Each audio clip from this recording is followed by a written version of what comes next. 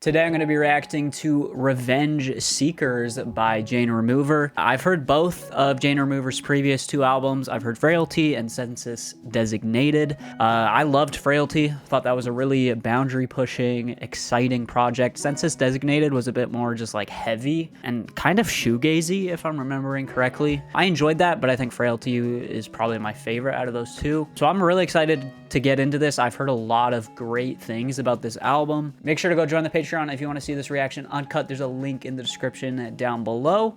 And we're going to hop into the first track, which is Twice Removed.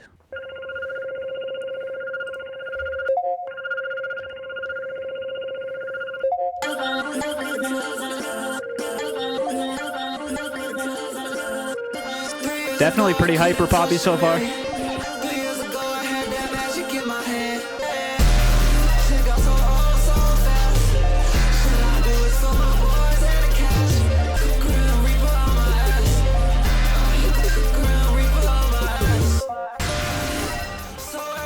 That Grim Reaper line. I mean, this track is so blown out, it's crazy, bro.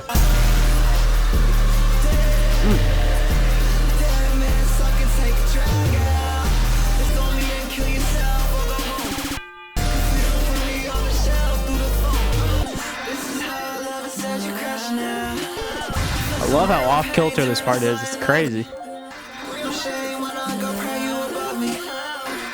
Production's crazy here. Woo.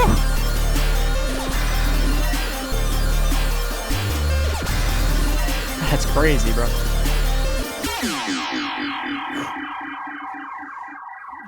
What a crazy start. I mean, just so completely blown out, but that's kind of the point. That's kind of the appeal. Crazy bass, crazy just like screeching, scraping kind of textures in that track. Kind of like a more traditional rap performance from Jane here. I don't know. It's cool. It's going to take me a little bit to get used to the sound because it's just so harsh on the ears, but that is kind of the point of Jane Remover's music. So let's keep going. Next track is Psychoboost featuring Danny Brown. Okay, Danny is so tapped in to like what the young people are listening to, you know? He was on the Quebec album from a couple years ago.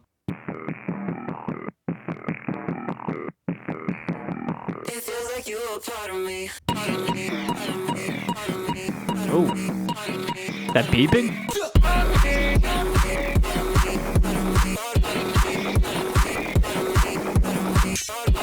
Ooh, good synth work here, bro. Woo.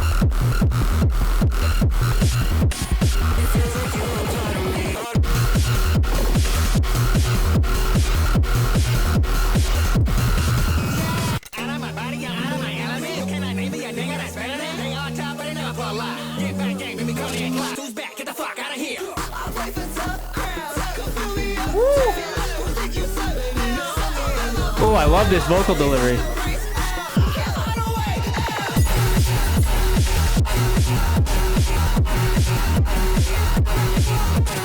Damn. Oh, that's good. The put. Oh, it sounds great.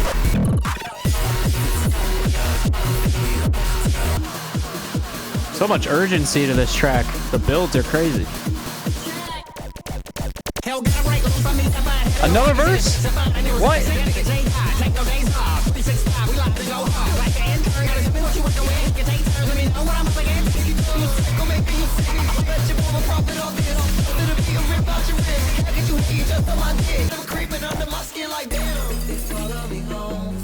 Dude.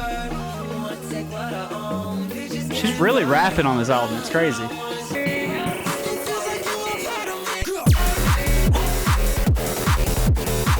the fuck?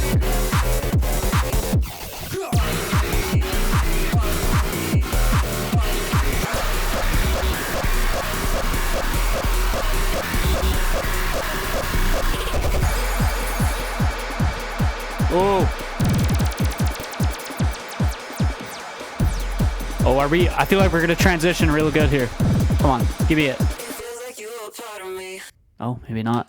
Oh, that was good, dude. Okay, I liked the first track. I liked it, but I don't know. That second track feels like it's kind of on another another whole different level. Just a crazy kind of progression to that track, and just so many like builds and drops, and really pulling from like traditional kind of, I guess, EDM stylings, you know, in terms of the structure. Really heavy side chaining to pretty much the entire beat when the drop kicks in. Yeah, it feels like Jane Remover, like the stuff, especially on Frailty, felt like doing really exciting things with, like, you know, this hyper pop kind of genre. I guess I'm still kind of new to this genre, so it's not, I don't have like the most informed opinion on it, but I don't know, to me it feels like what she's doing is kind of fresh within it. So yeah, that was great. Danny with 2 verses that were insane. He knows how to fit over any beat. It's so crazy. And he knows how to, like, well, I guess this is maybe more so the producers bringing the best out of him, but maybe it also is Danny, like, knowing how to present his voice on the mic in a way that can cut through the mix, because this is a tough mix to cut through, okay? There's a lot going on in this beat, and he somehow cuts through it and makes his verse clear. Yeah, it was just a really exciting track in general. Let's keep going. Star People is next. Oh my god. I love that, like, glass break sound effect. It's so good.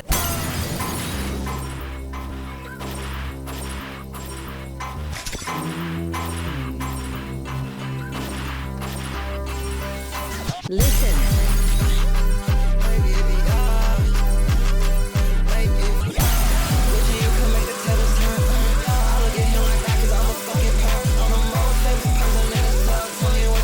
Ooh, the confidence in these lyrics.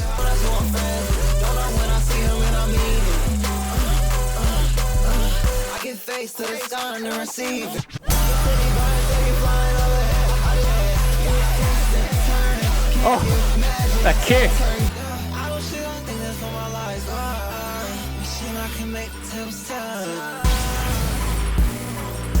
Oh my god. Oh, the slowdown here. Oh, yeah.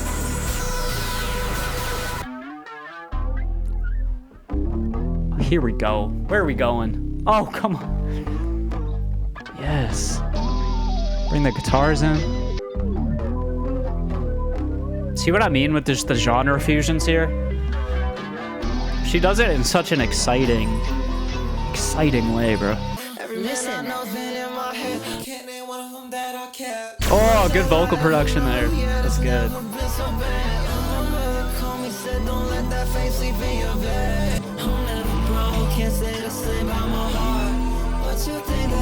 There's some questionable lines in this part.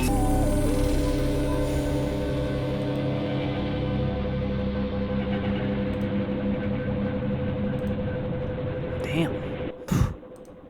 That was fantastic. What a progression to that track. Just completely switching up everything in this last verse. Like, it's a complete stylistic switch up, but it still feels cohesive in a way. Like, such a showcase of skill as a producer on Jane's part to be able to blend these two styles together. It's like, that's so tough to do. There were some, like, I don't know, some bars at the end there that I'm just like, really? Like, I'm never broke, can't say the same about my heart. Come on, I think we could do better than that. But overall, I do like the story here. For some reason, Jane Remover, especially on Frailty, like, I don't remember really caring about the lyrics that much on that album. I was just so enamored with the sound of it that I never actually, like, really looked into the lyrics. But so far, these lyrics have been pretty solid, other than the one that I pointed out. I just think that, like, the storytelling here is really engaging. Let's keep going. Experimental Skin is next.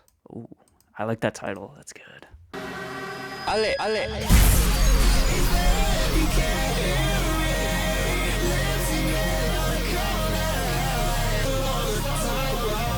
Oh god, this is crazy.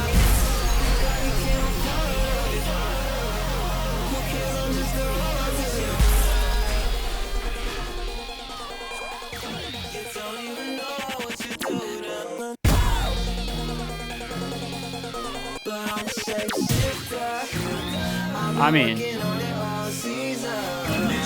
this is just ADHD music. What the fuck? And I mean that in a positive sense, by the way. I'm loving this. Oh.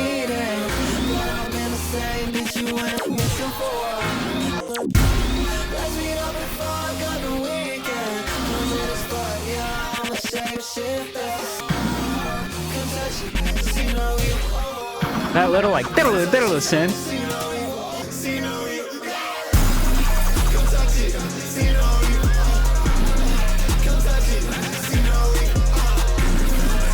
Touch it, see no evil.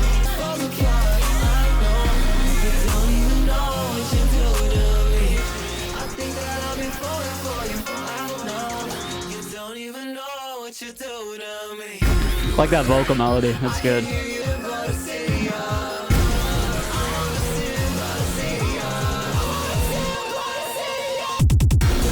Oh! Oh my god.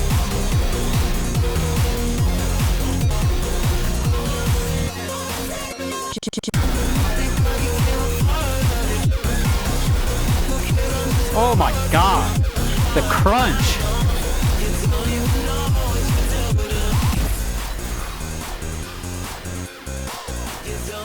Know what you do to me. That was good. That was really good. I mean, it didn't start off as one of my favorite tracks, but man, that drop at the end, insane, dude. This track, or just this album so far, has been like so good at just getting under my skin. And it's like really walking this fine line of being really harsh on the ears, you know, but not like something that I physically can't handle. Next track is Angels in Camo.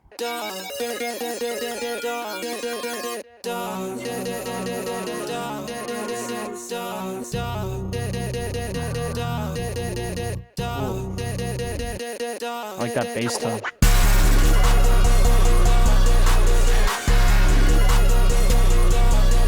Oh, the bounce of those vocals. Oh.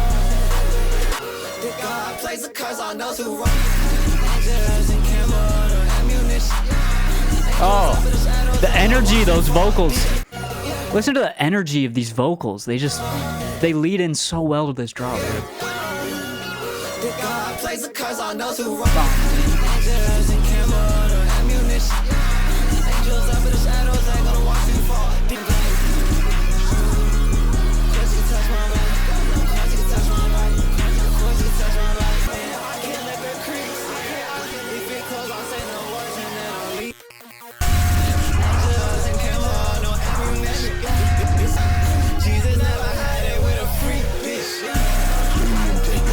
He said Jesus never had it with a freak bitch. There's been some really funny lines on this album so far, but that's my favorite so far.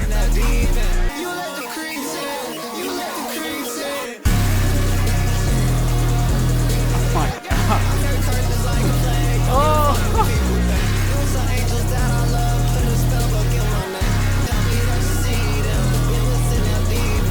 This track feels so pained, bro. Like, it feels like ripping your heart out.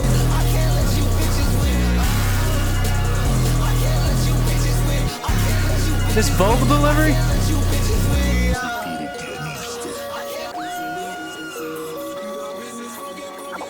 Oh, what was that sample at the end? That was really cool. Maybe it wasn't a sample. I don't know. It just sounded like a cool vocal chop. That might be my favorite so far. Like, yeah, it was super distorted, kind of hard on the ears. I just said earlier she makes music that's maybe not, walks that line of being just not hard enough on the ears, you know? But that one definitely like kind of a blood curdler in a way, you know? But I think that's really what made me love it towards the end. It just felt so like visceral and like, felt like I wanted to like crawl out of my own skin. It was really, angsty in a way, and I think the lyrics really helped paint that picture. Like even just starting the track off with "Dear God, place a curse on those who wronged me," you know, kind of some sacrilegious imagery in the lyrics here. This is a very like self-deprecating track, and I think that's what made it feel kind of heartbreaking in a way. Like, I carry curses just like a plague, don't give a fuck what people think. Next track is Dreamflasher. Okay.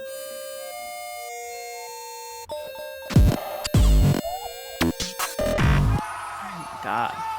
I will say, looking at Genius here, there's been a couple mentions of Futuro Pianista. Is that like Is that her like producer tag maybe? I don't know.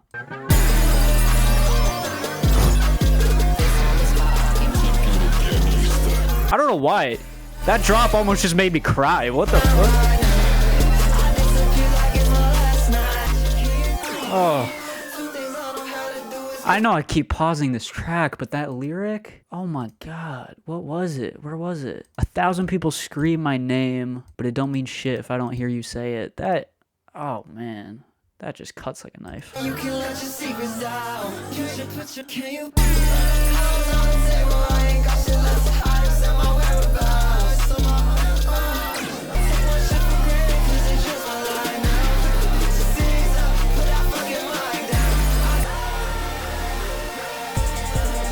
Woo! Yeah.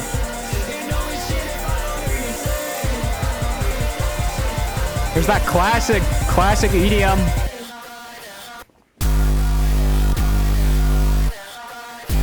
Oh my god.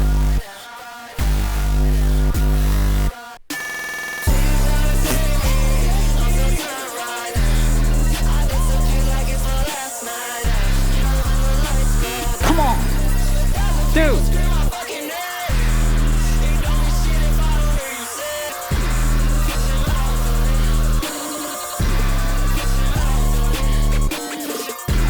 Put your mouth on it, dude. This is insane.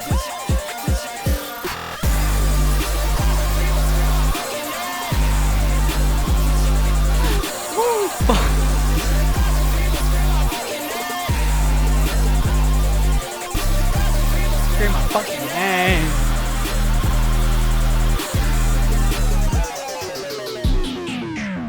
Holy fuck. Oh, it's been a while since I've had an album, since I've done a reaction that just gets me to headbang like that. I've been doing a lot of Beatles. Don't get me wrong, the Beatles have some heavy bangers. But nothing that'll make you freaking get, like, this music just gets, like, in your blood. It's insane. This album is on such a good run. Every single one of these tracks is just, oh, it's so, like, hard-hitting, but there's so much emotion put into this writing and this vocal delivery, too. Should I just go Bluetooth here? Because I want to, like, move around. But it's hard with, freaking this cord attaching me.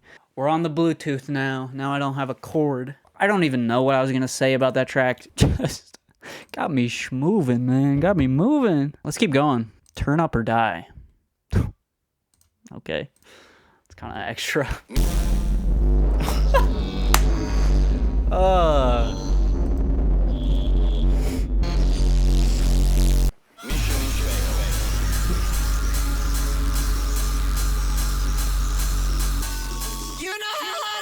Listen.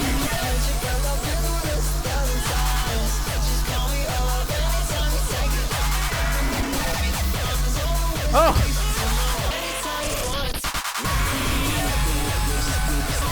Is that her? That sounds like someone else. I think that's...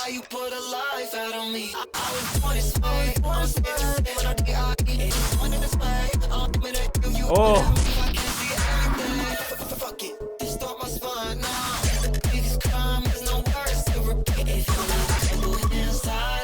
Dude, this track is doing so much right now. There's so many little bleeps and bloops happening.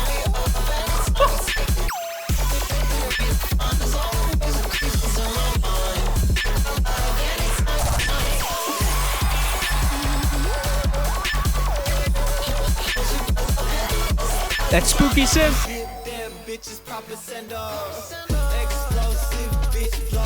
She sounds so different again. What the...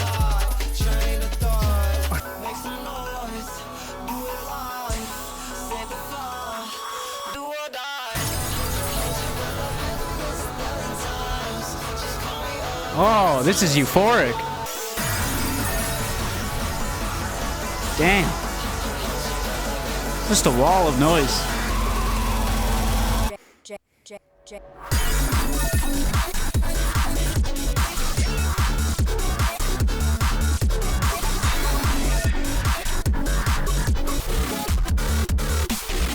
Oh my god.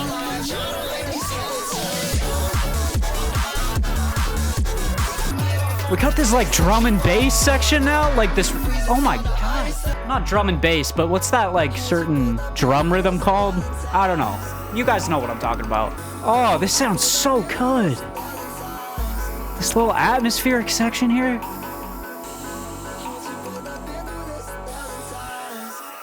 Is that a piano in there too? Damn, dude.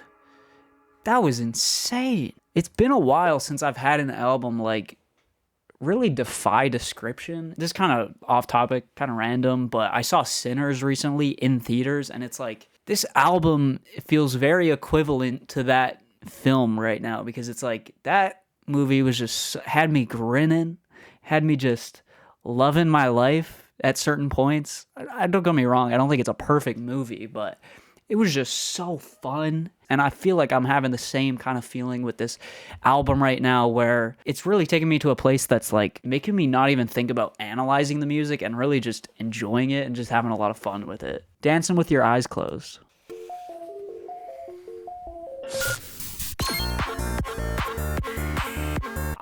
Sorry, I know I keep pausing it. I love these like little cute upbeat synthy melodies that like this genre offers sometimes.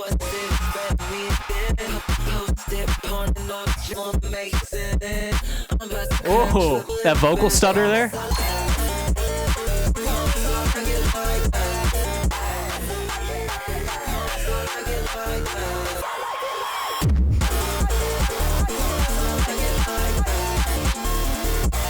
Oh! Did I pause it? No, I hit the side of my headphones. No. See, that's the problem with that's the problem with using Bluetooth. I accidentally hit the side and it paused it. This is so good.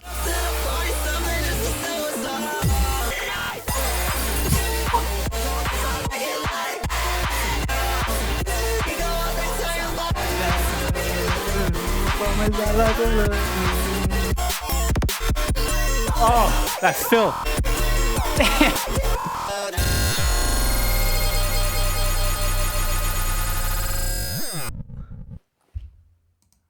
Why?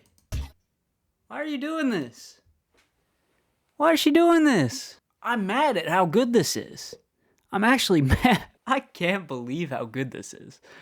I'm actually shocked. This is someone using technology like to its limits, you know, and like really just getting the best, getting the most creative, boundary pushing, exciting sounds out of what we have now for like production equipment, right? To anyone that says that music now is less creative than it was before, or that there's not as much innovation in music now, what are you...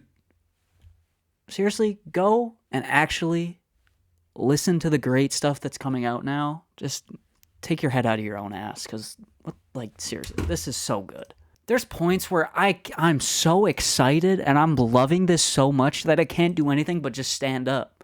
Like, I have no... Usually I'm like, oh, that sound is cool. Oh, that... You hear that? But this is so good. This is so visceral. I love it. Okay, next track, Fadeoutz.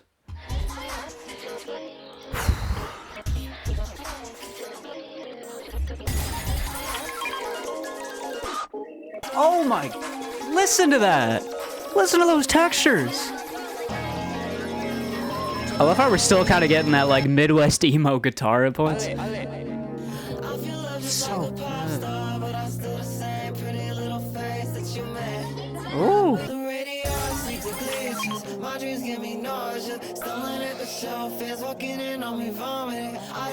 Oh. Damn, his lyrics.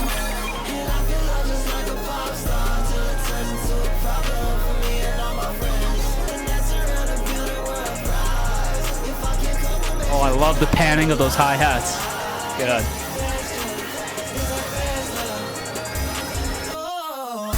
Woo!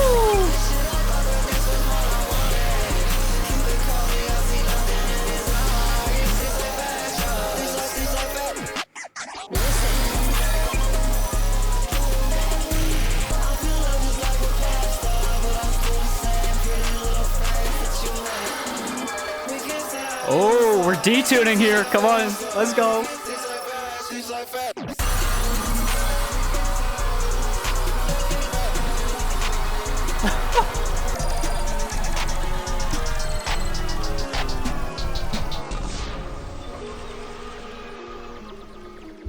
Damn, dude.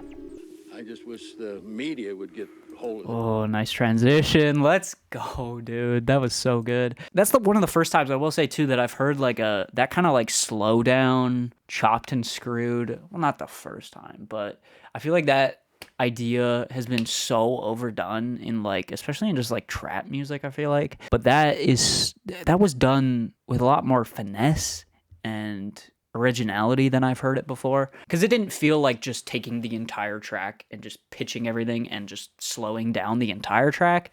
It felt like it was like certain things were being slowed down and there was still like progression and movement happening to the rest of the instrumental. That was not one of my favorites for the majority of the track, but I think it was mostly because I was just feeling kind of tired. Like, because the past 4 tracks were just insane bangers. Maybe that track will grow on me with more listens. Yeah, let's keep going. Professional Vengeance is next. Quit running it down. It's a good little town. Yeah. One thing about it, though, it keeps a lot of people away.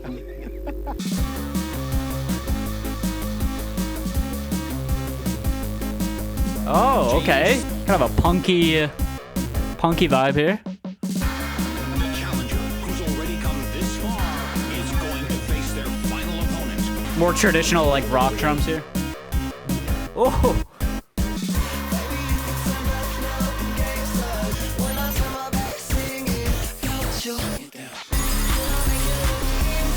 That clap, that snare?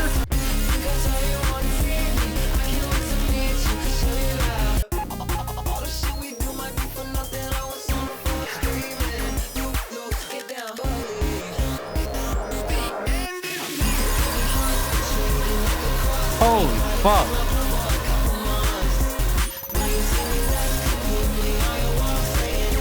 Oh! I like that vocal melody.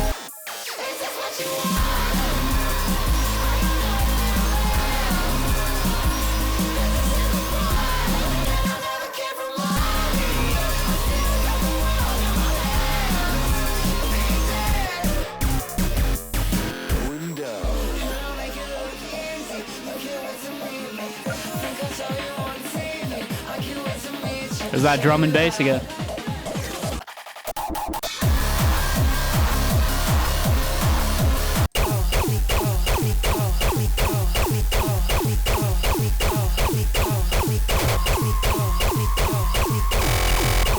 Oh!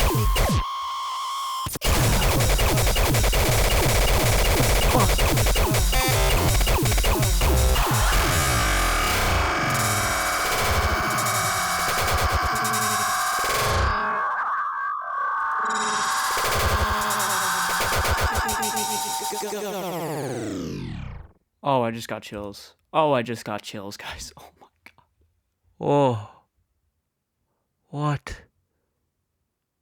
What am I listening to? What have I stumbled upon here? What have you created, Jane Remover? Like, I have things I want to say, but anything I say is just going to feel so insignificant compared to what I'm listening to right now. The one thing I was going to say that came to mind was the fact that Jane understands so well that the only reason these beats hit so hard is because of the breaks. Those little breaks of silence where she's chopping up the beat and it just cuts out for like a split second. That, if that wasn't there, these instrumentals would not be hitting as hard as they do, and they would honestly get kind of overbearing in a way. But those cutouts are really what makes it hit, because it's that moment, that split second of silence that kind of gives you a split second of rest and then really like amplifies just how hard hitting the production is. It reminds me of like a technique that sometimes is used in like anime. Now, I don't watch anime, but I saw this being explained in some like visual effects related film breakdown kind of video on YouTube, where like oftentimes before like an explosion or something in anime, I guess, they like cut to just like a black frame that shows up for a single frame, so you don't really register that you're seeing it while you're watching the show, but it does make a difference in terms of making that explosion or that next bright frame hit really hard. And it's the same thing, kind of the equivalent to that with what I'm talking about here. So, I mean, yeah, this is unreal. Let's keep going. We got 2 more. Dark Knight Castle is next.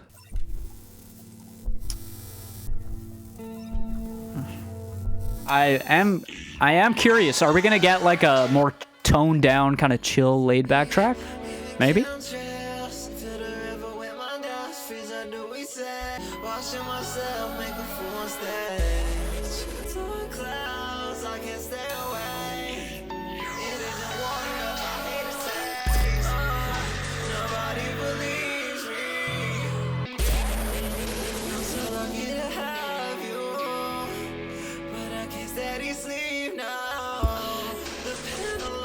Strings here are beautiful.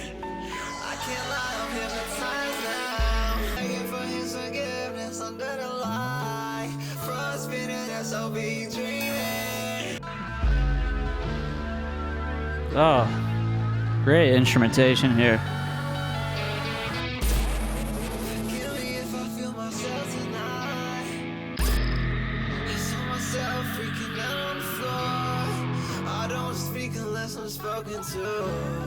I don't go to places unless I'm not alone.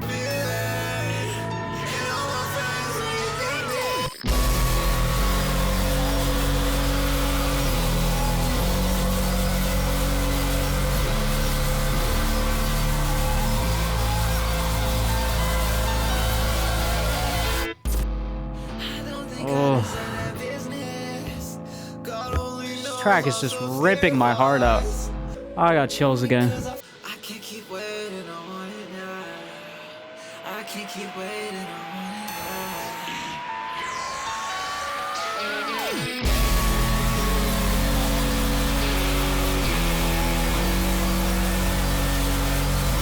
Holy fuck.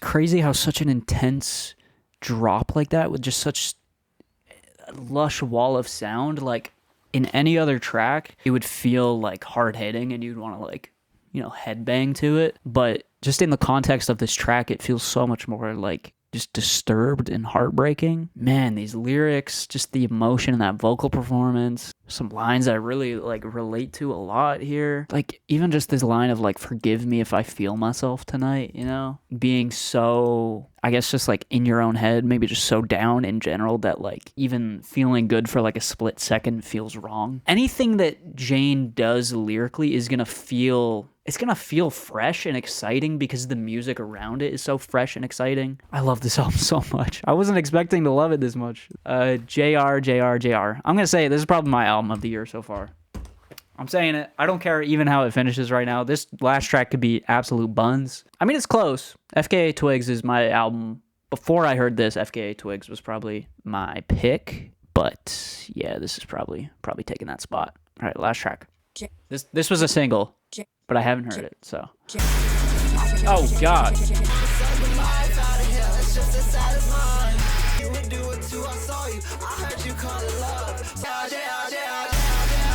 Wait. So that line, what was it? Change my name, then my city, or I might ball out on a new face, change my name, then my city. So what? Oh, what was... oh, okay. This could be a reference to being trans, I guess. But I was thinking, what was Jane Rivers' artist name before this again? Was it like Delete? Was it Delete Zeke? Was that what it was? I think that's what it was. I thought it was a reference to that. Could be to being trans. I don't know. Just thought it was interesting. 2025, I got nothing left to say. What mom still do? You think I'm a bitch? 'Cause I hear it all the time. What mom still do? I don't believe a single soul. That riser is so good. Sounds great.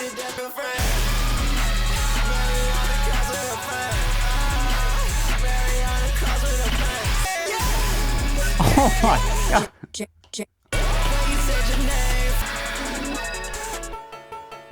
Oh, nice panning.